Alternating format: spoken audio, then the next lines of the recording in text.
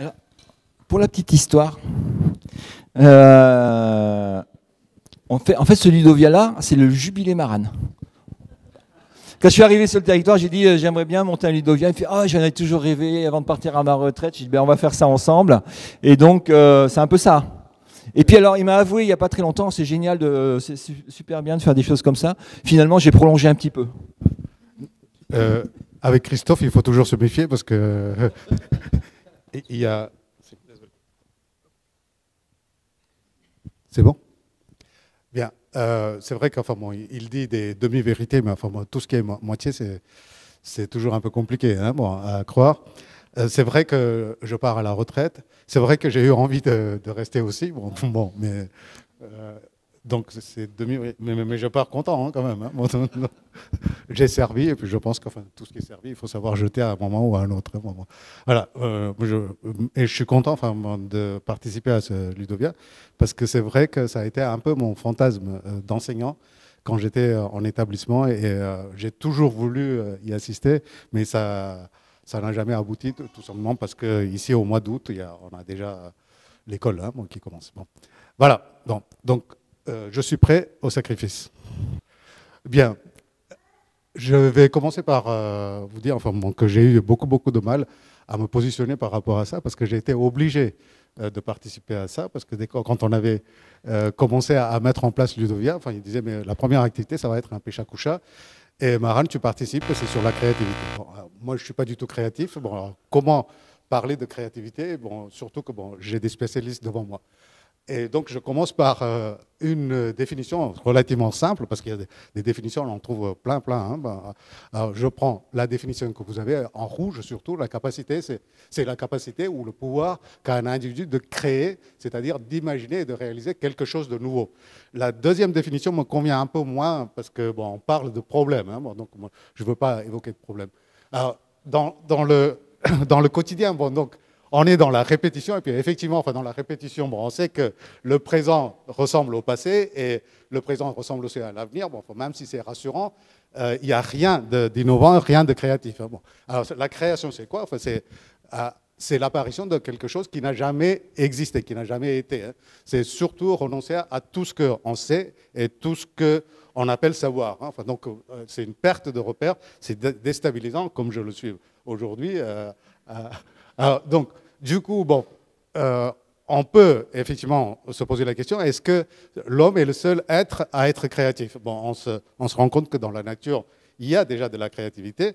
On l'observe dans le cas de la reproduction asexuée chez l'hydre, chez des polypes qui se regroupent. Il y a une juxtaposition de plusieurs polypes qui constituent effectivement un être supérieur, qui est déjà de la créativité, mais la juxtaposition seule ne suffit pas. Il faudrait donc apporter un peu de complexité à la créativité, ce qui fait que la créativité prend plus d'ampleur. Et c'est ce qui se fait dans le cas des mutations. Et là, vous avez donc un exemple de biodiversité qui n'est que le résultat d'une juxtaposition améliorée par le côté mosaïque.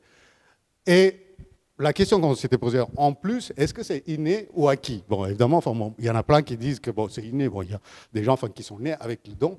Mais il y a des recherches qui prouvent qu'effectivement, il y a des raisons de croire qu'il existe des neurotransmetteurs, que vous avez vu tout à l'heure, qui sont donc responsables de la créativité. Et donc, ce serait conditionné par des gènes.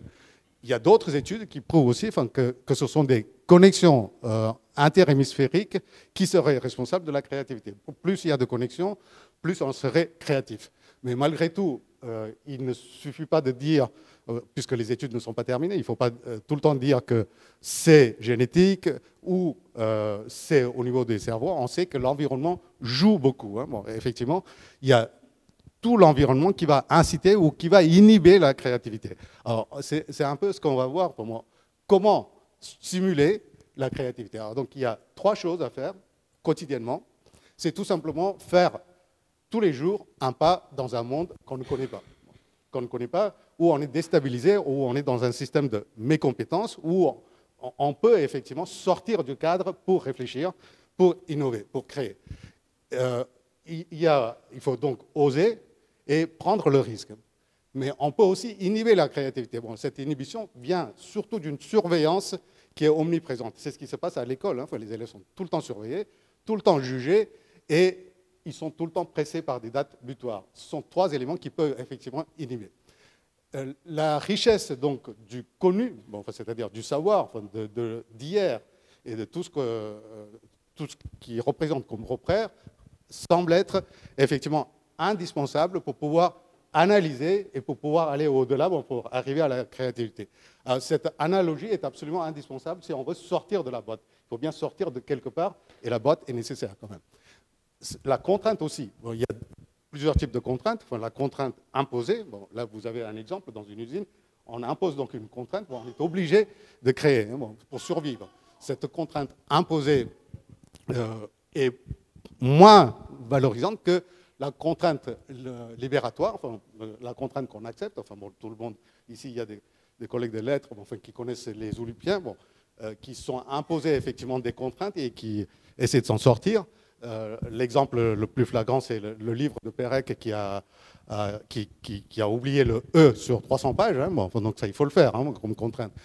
Et là, je voulais, enfin, en 2010, j'ai reçu ça enfin, dans mon mail, qui est un PDF, qui est tout simplement une fiche enfin, une carte de vœux. Hein. Quand vous voyez de l'extérieur, vous constatez que c'est une carte, mais en réalité, c'est composé de 25 000 caractères, hein, bon, bien agencé. Et deuxième création dont je voulais vous parler, c'est la création de enfin, c'est surtout Bernard-Henri Lévy qui avait écrit un livre, La guerre en philosophie, où il fait parler Botul, bon, un philosophe, Jean-Baptiste Botul, et il rend hommage à Jean-Baptiste Botul. Jean-Baptiste Botul, enfin, bon, tout le monde connaît Jean-Baptiste Botul, enfin, qui a écrit quand même 3 livres, dont La vie sexuelle de Kant, et puis Landru, précurseur du féminisme, etc. etc. Bon.